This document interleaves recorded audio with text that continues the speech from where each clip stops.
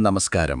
ഇന്ന് നമ്മൾ സംസാരിക്കാൻ പോകുന്നത് മറ്റെന്തിനേക്കാളും ഉപരിയായി നിങ്ങളുടെ വ്യക്തിത്വത്തെ ഏറ്റവും കൂടുതൽ സ്വാധീനിക്കുന്ന ഒരു കാര്യത്തെക്കുറിച്ചാണ്.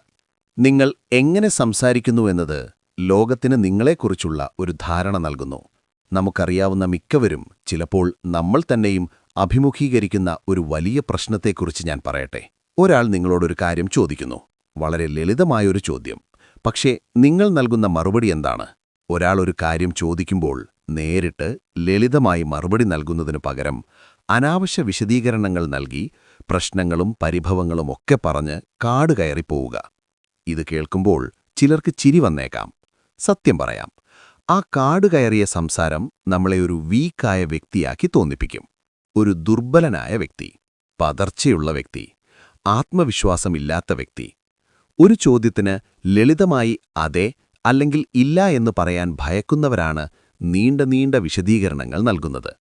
നിങ്ങൾ ചിന്തിക്കുന്നത് നിങ്ങളുടെ വിശദീകരണം നിങ്ങളെ ശക്തനാക്കുന്നു എന്നാണ്. പക്ഷേ കേൾവിക്കാരൻ ചിന്തിക്കുന്നത് ഇയാൾ എന്തൊക്കെയാണ് പറയുന്നത്, ഇതിലെന്തോ സത്യമില്ലാത്തതുപോലെ എന്നാണ്.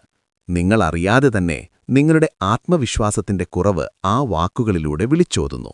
നിങ്ങളെ സ്നേഹിക്കുന്നവർ നിങ്ങളുടെ ഈ വശത്തെ നിരപരാധിത്വം എന്ന് വിളിച്ചേക്കാം. പക്ഷേ ഈ മത്സരലോകത്തിൽ അത് നിങ്ങളെ ഒരു ഇരയാക്കി മാറ്റിയേക്കാം.